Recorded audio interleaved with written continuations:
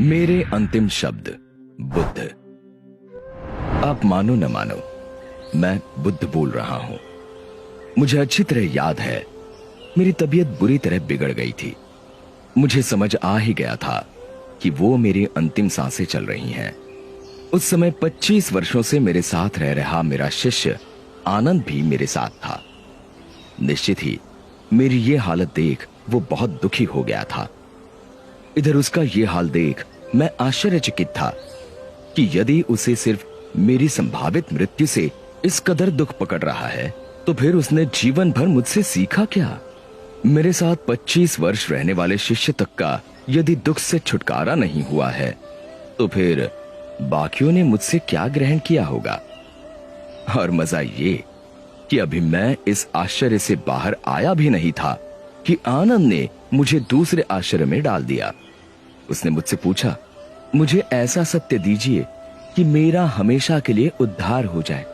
अब मैंने क्या जीवन भर असत्य कहा था, जो अंतिम वक्त कोई महान सत्य अपने प्रिय शिष्य को देकर जाता? और फिर मैं किसी को सत्य देने वाला कौन? मैं तो सिर्फ राह दिखा सकता हूं। बाकी तो सही मार्ग पर चलकर सत्य मनुष्य को स्वयं पाना होता है।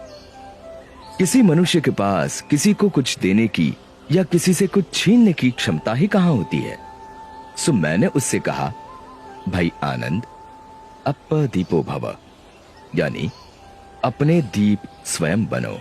अब जब मैं साक्षात था तब भी मेरे अंतिम शब्द यही थे, और आज 2500 वर्ष बाद भी मैं आपसे यही कह रहा हूं कि अप दीपो भव, यानी अपने दिए स्वयं बनो।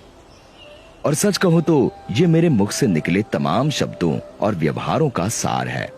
मैं दावे से कहता हूं कि यदि आप इसे गांठ बांध लेंगे तो आपका तत्क्षण उद्धार हो जाएगा। मुझे राह दिखानी थी तो दिखाकर चला गया। अब उस राह पर चलकर अपना सत्य आपको पाना है। इसमें मैं कुछ और नहीं कर सकता। सोचो ये कि जब मैं साक्षात था तब कुछ नहीं कर सकता था, तो अब मेरी मूर्तियां या मेरे जैसे वस्त्र पहनना क्या कर लेगा?